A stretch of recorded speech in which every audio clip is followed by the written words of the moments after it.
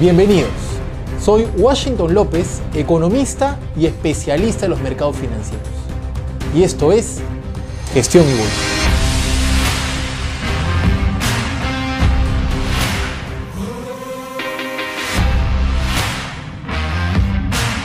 ¿Evergrande o tapering? ¿Cuál será el detonante de la próxima crisis financiera? Dentro de los datos más relevantes de las últimas semanas, tenemos la postergación del techo de la deuda en el Congreso para el 3 de diciembre.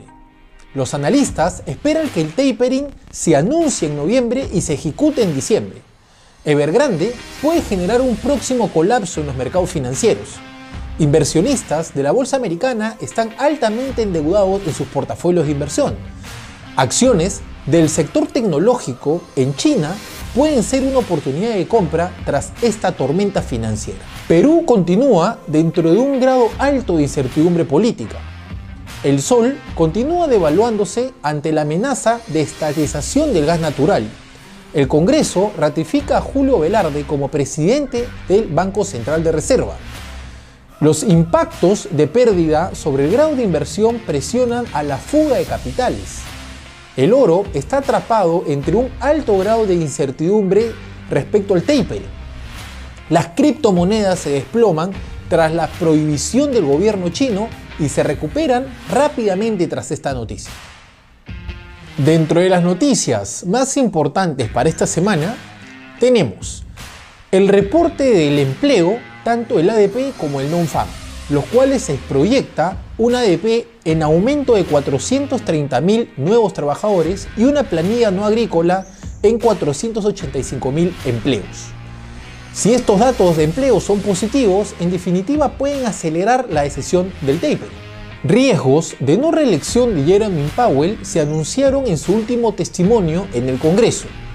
La burbuja del precio de las viviendas en Estados Unidos sigue siendo una amenaza y el tapering puede hacer explotar el gatillo. Empieza a quincenas de octubre los reportes empresariales de las principales acciones del mercado americano. Powell menciona que la inflación puede perdurar más periodos por la escasez de suministros y la mano de obra en los mercados. La minuta de la Fed en la segunda semana de octubre, junto con los reportes empresariales, son los dos factores claves que detectamos en octubre. Una píldora experimental por parte de Merck Company confirma que el daño de la enfermedad del coronavirus podría reducirse a un 50% en el efecto de muerte. Esta noticia generó que las acciones de Moderna caigan 12% y las acciones de Pfizer y Biotech 18% en promedio. Septiembre ha sido un mes correctivo para todas las bolsas en general. El mercado americano ha perdido 4.84% al cierre de septiembre, reflejando el peor desempeño del año en el mercado. Por otro lado, la bolsa europea ha mantenido un comportamiento similar, perdiendo 4.28%, la bolsa asiática 2.11% y la bolsa latinoamericana 10.32%, siendo la de mayor impacto negativo hacia el ciclo correctivo. En el siguiente cuadro, proporcionado por FINRA, podemos observar los saldos deudores en las cuentas margen de los clientes, un reflejo de la cantidad de apalancamiento que las personas y empresas están utilizando para seguir comprando el mercado de valores. En definitiva, podemos concluir que este ha sido un factor determinante para sostener y generar el rally que viene reflejando la bolsa americana, basado principalmente en deuda. Solo cuando baja la marea, descubres quién ha estado nadando desnudo. Esas son las famosas palabras de Warren Buffett para explicar las burbujas generadas en los excesos de apalancamiento y liquidez, por lo cual solo cuando el precio de las acciones caen, descubres quién ha estado financiando sus posiciones en sus inversiones con dinero prestado. Es ahí cuando empieza a generarse la espiral de deflación de la deuda real. En nuestra tesis, la mayoría de factores de riesgo van a contribuir a desenmascarar a todos los que operen altamente apalancados en la bolsa de valores. Bajo nuestra lectura, el siguiente trimestre vamos a visualizar el peor desempeño del año para la bolsa americana, con posibilidades de visualizar un bear market superior al 20% en los mercados, bajo los siguientes factores: inicio del tapering, declaración de default por parte de Estados Unidos, enfrentamiento entre republicanos y demócratas, inflación americana y la bomba de Evergrande. Se viene un ciclo inflacionario en Estados Unidos y en el resto del mundo, luego de la gran inyección de dinero que se emitió tras la crisis del coronavirus. Tomar mayor riesgo en las inversiones de los inversionistas va a ser una obligación para no licuar sus ahorros por los efectos inflacionarios. Y esto puede traer por consecuencia un colapso en el mercado financiero. No solo hay menos acciones que alcanzan nuevos máximos, sino que en conjunto hay menos acciones que suben cada día. En el gráfico que podemos observar a continuación, se ha reducido del 100% de empresas en nuevos máximos históricos a un 75%, lo cual nos refleja el inicio de un cambio de tendencia en el mercado americano. En el siguiente gráfico podemos observar cómo el indicador de avance y declive refleja una clara divergencia con el Standard & Poor's 500, el cual realizó su máxima cotización el 8 de junio, alcanzando desde esa fecha 32 nuevos máximos históricos adicionales del S&P 500, lo cual refleja una clara divergencia entre ambos activos. La última vez que se dio este efecto, el mercado realizó un proceso correctivo superior al 30%. En la historia, cada vez que hemos visto en el mercado una rápida expansión de la deuda de margen, este efecto ha traído por consecuencia un crash en el mercado bursátil. Revisemos la historia. El punto más alto del 87 provocó una caída del 41% del stock market en tan solo 39 días. El techo de marzo del 2000 resultó en una disminución del 51% durante los próximos 31 meses. Y los techos de octubre del 2007 se resolvió con un desplome del 58% en 17 meses. Actualmente, la deuda de margen se ha vuelto a expandir a valores récord y confirma su disminución, lo que nos pone alertas, alcanzando en junio 882 mil millones de dólares y una disminución de 37.7 mil millones de dólares, lo que nos confirma que la deuda continuará bajo esta tendencia y el mercado de valores ingresaría a una próxima tendencia bajista, lo cual puede traer por consecuencia una caída superior al 40%. El Senado aprobó una medida para mantener al gobierno financiado unas horas antes de la fecha límite del cierre, pero no solucionaría la disputa con los republicanos, lo que podría llevar a Estados Unidos al incumplimiento, en otras palabras, al default. La resolución continúa. A corto plazo, fue aprobada por el Senado una votación de 65 a 35 y la legislación mantendría abiertas las puertas del gobierno hasta el 3 de diciembre.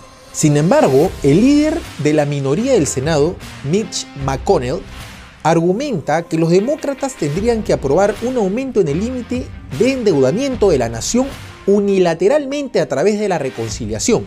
Eso quiere solo una mayoría simple de votos, pero el arduo proceso contiene obstáculos de procedimiento que los demócratas quizás no puedan superar para el 3 de diciembre, lo que aumenta las probabilidades de ver a Estados Unidos en un escenario de default. Lawrence Goodin, estrategia de renta fija de LP Financial, dijo que el cambio de la política tanto de mediano y largo plazo para la Reserva Federal sigue sin estar claro, incluso cuando el Banco Central de Reserva parece estar acercándose a la reducción gradual y al alza de tasas. Seguimos pensando que la Fed anunciará los planes de reducción gradual en noviembre y la reducción real en las compras de los bonos en diciembre. En una encuesta realizada por Bloomberg, como podemos observar en el gráfico, el 67% de las personas confirman de que el tapering se dará a inicios de noviembre. Sin embargo, es de destacar que a través del dot plot, las señales sobre la trayectoria futura de las tasas de interés a corto plazo continúan mostrando la amplia divergencia de opiniones en el comité. Como tal, la composición futura del comité y si Powell es reelegido o no probablemente tendrá un impacto notable en el futuro de la política monetaria. Powell, hablando en el evento del Banco Central Europeo, expresó su frustración por los problemas persistentes en la cadena de suministros que podrían mantener la inflación elevada por más tiempo de lo esperado. Los inversionistas están preocupados por tres variables. La primera, la eventual disminución de compras de bonos por parte de la Reserva Federal. La segunda, la inflación en curso con el presidente Jerome Powell diciendo que se mantendrá más tiempo de lo esperado. Y la tercera, el problema del techo de deuda con el que el Congreso está lidiando. Definitivamente creemos que las decisiones que tome desde la perspectiva macroeconómica Estados Unidos el próximo trimestre será poco alentador para el mercado financiero.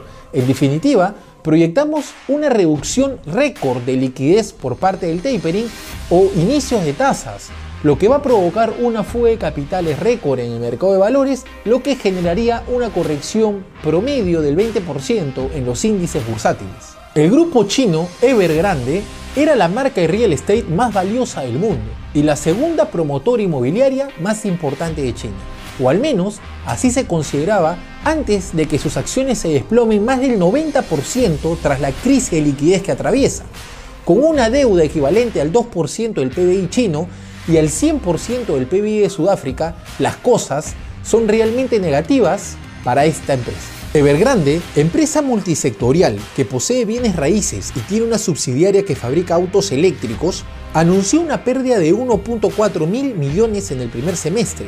Sin embargo, lo más preocupante no es la fuerte caída de sus acciones o la pérdida del último reporte, sino su alto nivel de deuda que ha sido considerada impagable, anunciando el 20 de septiembre una deuda con sus acreedores superior a los 300 mil millones de dólares, convirtiéndose en la inmobiliaria más endeudada del mundo.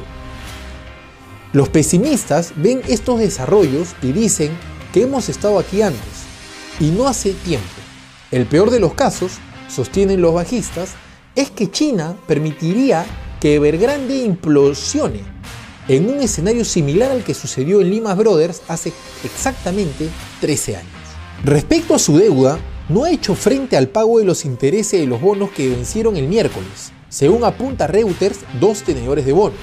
Los intereses ascienden a 47.5 millones de dólares por intereses sobre el bono en dólares, tras no hacer frente al pago de 83.5 millones el jueves pasado. Este es su segundo impago en una semana. En conclusión, creemos que el caso de Evergrande se suma a la larga lista de factores de riesgo que analizamos bajo nuestra ecuación respecto al próximo desplome de la bolsa americana. Prepárense para tener un último trimestre del año realmente complicado. Existen grandes riesgos para los índices americanos en octubre, que pueden ocasionar una corrección significativa en el mercado accionario. El efecto contagio del potencial desplome de la principal empresa de bienes raíces china, Evergrande, incumpliendo las obligaciones, ocasionando una ruptura en la cadena de pagos en la economía china, lo cual podría generar una recesión y un colapso del sistema financiero. Los reportes macroeconómicos de empleo, inflación y la minuta de la Reserva Federal podría dar señales a los inversionistas de un anuncio irremediable del tapering en noviembre y un retiro implicable de liquidez en base a la compra de bonos.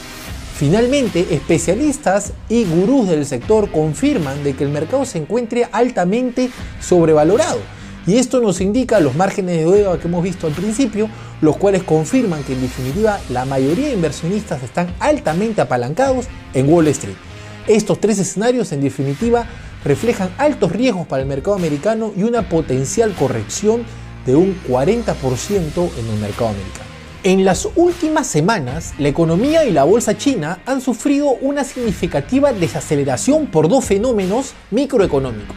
La presión regulatoria del gobierno chino hacia el sector tecnológico, que ocasionó gran volatilidad en el valor de las acciones del sector, y el caso de Evergrande, el gigante inmobiliario, y su gran deuda que ha generado miedo en los inversionistas que han estado retirando el capital de la bolsa de valores. Esta gran caída de las principales acciones chinas en más del 50% durante el año y 10% del último mes nos hace pensar, ¿será una oportunidad de compra tras la crisis que está viviendo actualmente? En definitiva, hemos hecho un análisis exhaustivo de 3 acciones chinas que tienen fundamentos sólidos para ser una oportunidad de compra en el largo plazo. Sin embargo, el corto plazo creemos que todavía van a tener unos últimos escenarios correctivos para que en definitiva sea el piso, el cambio de humor, cambio de inflexión y un gran retorno para los próximos años en estas empresas. Con 521 millones de usuarios activos mensuales y 225 millones de usuarios activos diarios, Weibo es la plataforma de redes sociales más grande de China. Los usuarios se sienten atraídos por la plataforma debido a la fuerte presencia de celebridades y líderes de opinión clave y las últimas noticias de internet. Por otro lado, el gigante chino de comercio electrónico Alibaba es la empresa de comercio móvil y la línea más grande del mundo. Opera en mercados en línea incluidos Taobao y Tmall. China representó el 69% de los ingresos en el 2020, mientras que las fuentes de ingresos adicionales incluyen el comercio al por mayor de China, los mercados mayoristas minoristas internacionales, la computación en la nube, los medios digitales y las plataformas de entretenimiento, entre otros. Finalmente, la otra acción que analizamos es Baidu, el Google chino, el cual es el motor de búsqueda más grande en China, con una participación del 75% del mercado en motores de búsqueda, en marzo de 2021 según Stako. La firma genera 68% de sus ingresos de los servicios de marketing online. Como empresa impulsada por la tecnología, Baidu ha estado invirtiendo en tecnología de inteligencia artificial, incluido automóviles autónomos. En definitiva, creemos que estas tres empresas son nuestras favoritas para una próxima recuperación de esta crisis china y son las primeras que van a empezar a dar retornos importantes luego del cambio de humor. Podemos observar claramente en el gráfico mensual que la llave de reversión generada en septiembre, con el cierre el día jueves en 4.308 puntos, confirmó el patrón envolvente y en definitiva lo que proyectamos es que octubre tenga el mismo comportamiento como ocurrió en el 2020 en febrero, cuando se realizó el mismo patrón técnico llamado llave de reversión, y marzo el mercado hizo 30% de proceso correctivo hacia la baja. Ese es un poco nuestro concepto del por qué pensamos de que octubre y definitivamente el trimestre que viene hacia el 2021 va a ser netamente correctivo en base a los patrones de vela que podemos observar a continuación, tanto en el febrero del 2020 como lo que ha sucedido actualmente. Por otro lado, si analizamos los indicadores técnicos, podemos observar claramente que todos los indicadores no solamente ya marcaron sobreventa en la zona de máximos, sino que en definitiva el estocástico ya cortó y el MACD está por cortar, lo cual nos identifica que el mercado está próximo a generar este proceso correctivo en base hacia los indicadores técnicos, lo que generaría un escenario similar a lo que ocurrió en el 2020, como pueden ver en los indicadores. Trajo por consecuencia una caída aproximadamente de 30% del mercado, que es lo que estamos esperando. En definitiva, la zona objetivo final que estamos pensando son los 3.000 puntos de S&P, son valores en el cual inició el año. En el corto plazo, podemos observar claramente la cuña que siempre hemos estado mencionando, la cual se confirmó tanto el quiebre a la baja desde varias semanas atrás, lo cual venimos nosotros anunciando de que el proceso correctivo está por iniciarse. Este proceso de volatilidad con la noticia de Evergrande y lo que está pasando ahora en Taiwán, en definitiva es típico de una onda 2. Para nosotros el mercado ya está en un desarrollo de onda 3 hacia la baja, y justamente se ha formado este patrón técnico, el cual identificamos como hombro, cabeza, hombro, el cual ya rompió la parte del cuello y estaría hoy listo el mercado para profundizar el proceso correctivo, en primera instancia a la zona de 4.000 de corto plazo, para finalmente venir a la zona en donde inició el año en 3.697 puntos de corto plazo. En el largo plazo nuestra visión es clara. Para nosotros el inicio del proceso correctivo va a tener por consecuencia la zona de 3.000 puntos, 2.500 puntos S&P, por lo cual nuestra recomendación sigue siendo clara respecto al mercado americano: tener bastante cuidado con sus posiciones largas. No recomendamos ni comprar acciones ni comprar real estate en Estados Unidos, ya que en definitiva el mercado se encuentra totalmente sobrevalorado y se proyecta una crisis del 30 al 40% en los próximos 6 meses.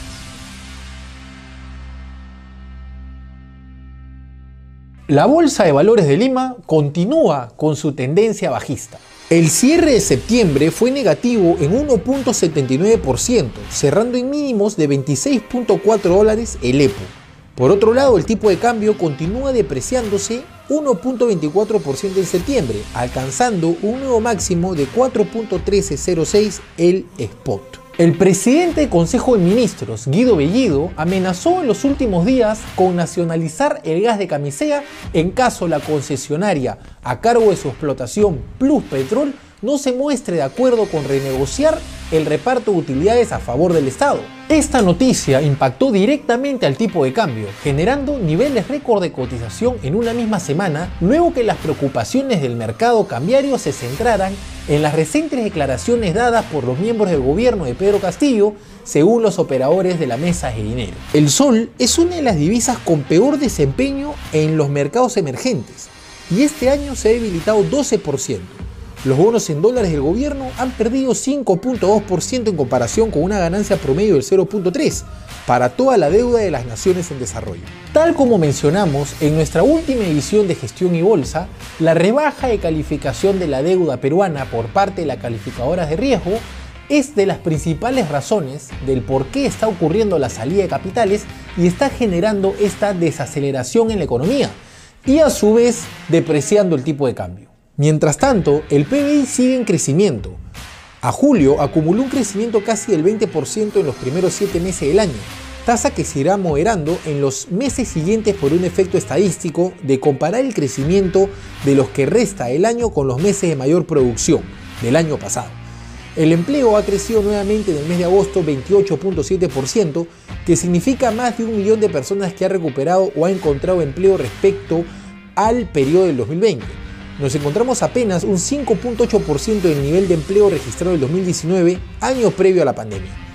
Desde que asumió el cargo Castillo, han nombrado funcionarios de extrema izquierda para varios puestos clave, incluido el primer ministro, en una muestra de influencia de su padrino político Vladimir Cerrón, quien dirige el Partido de Perú Libre, el fragmentado Congreso unicameral que ejerce un gran poder en Perú. Decidió aprobar el gabinete a pesar de las objeciones a muchos de los nombres, ya que negar el voto de confianza podría funcionar a favor de Castillo en el futuro. El Partido Perú Libre ya está recolectando firmas para impulsar una reforma de la Constitución, una medida que Franque insiste es independiente del plan de acción de gobierno. En 10 días, el gobierno solicitará al Congreso poderes legislativos para realizar cambios a las normas tributarias con planes de tenerlas listas para su implementación a fines de año. Existe aún mucha incertidumbre política en relación al gobierno de Castillo. La comunicación que utiliza perjudica la credibilidad de su mensaje. El nombramiento de Franque agitado después de haber rechazado el puesto, la no confirmación de Velarde luego de haber dicho de que no iba a ser el presidente del Banco Central. Estas incongruencias por parte del Estado no permiten creer en los nuevos anuncios que intentan calmar al mercado con la poca credibilidad que están teniendo. Por otro lado, las siguientes noticias inquietan a los inversionistas. 1. El riesgo de cambio de constitución ante el inicio de recolección de firmas.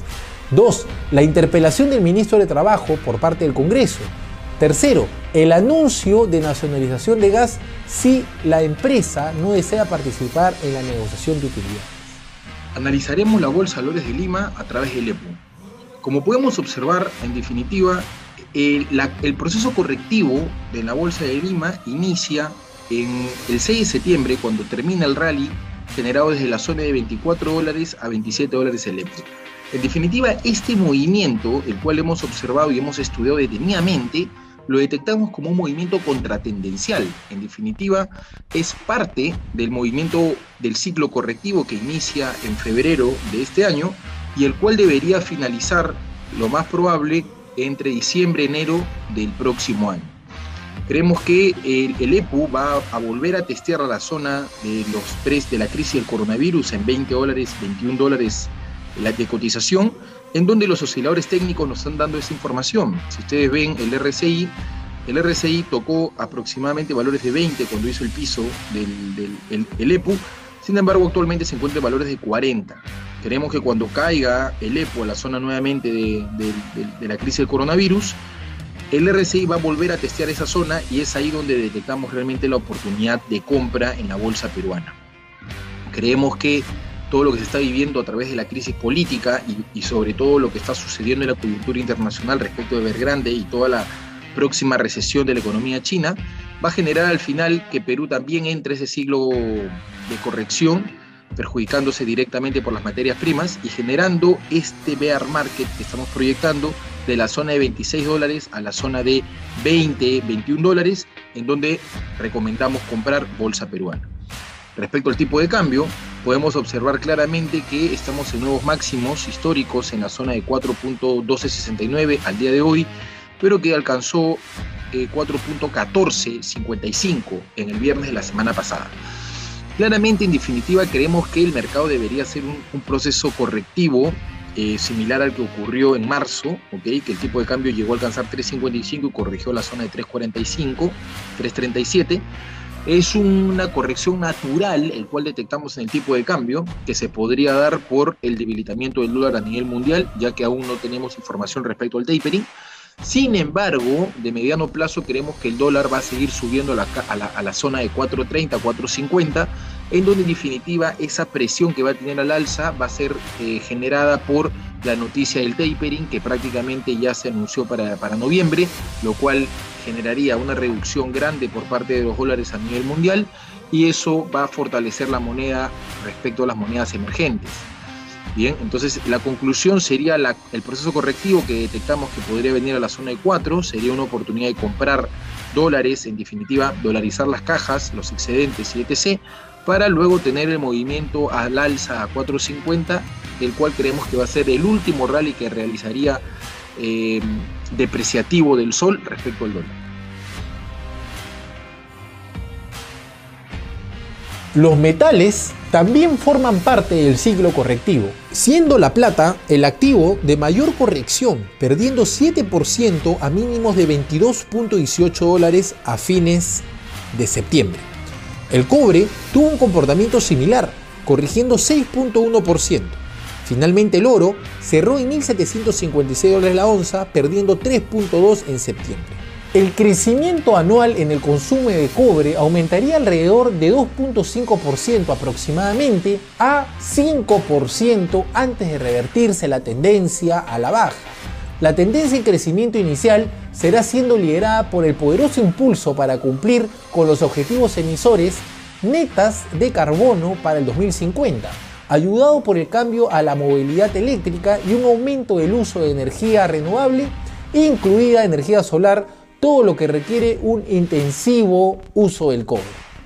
Los precios del oro avanzaron a la zona de $1.750 el jueves, ya que los inversores buscaron refugio después de conocer el dato de empleo en Estados Unidos. Aún así, el oro va camino de su mayor pérdida mensual desde junio, con los metales preciosos presionados por las perspectivas de un retroceso en las medidas de estímulo por parte de la Reserva Federal. Un mercado laboral en deterioro podría empujar al Banco Central de Estados Unidos a retrasar la reducción de estímulo, lo que protegió a la economía de los peores efectos de la pandemia y envió los precios de los lingotes a un nuevo récord el año pasado de $2.050 la onza. Respecto al oro, podemos ver claramente que el proceso correctivo iniciado en julio del año pasado está llegando a su fin. Este comportamiento triangular, en definitiva, en cuando tenemos máximos descendentes y mínimos ascendentes, es típico de una figura triangular, la cual en definitiva puede darnos todavía 3-4 meses en este proceso de triangulamiento. En definitiva, lo que estamos proyectando es que este escenario podría durar y podría proyectarse y generar una lateralización del precio del oro entre la zona actual, que se está moviendo de $1.900 y $1.600 la onza, la cual en definitiva es un patrón que ya lo hemos visto en el 2015 a 2019.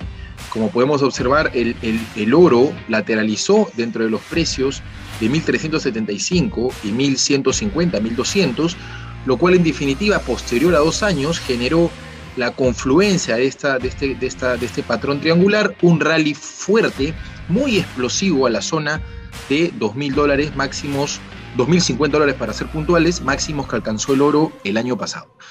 En definitiva, mi lectura es similar. Yo creo que el oro va a triangular estos meses con todas las noticias que tenemos del tapering, ahora que se sumó Evergrande, y en definitiva va a generar este proceso lateral en donde va a aburrir a la mayoría de traders e inversionistas en oro, para que finalmente cuando salgan todos los analistas o los traders principiantes, el oro va a ser el movimiento hacia la zona de $2.500 que venimos proyectando desde el año pasado.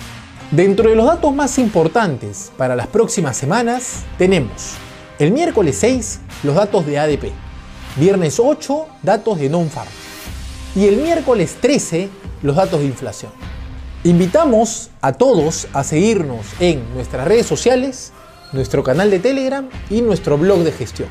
Espero que este video sea de ayuda y guía para todos ustedes. Soy Washington López y esto fue Gestión y Bolsa.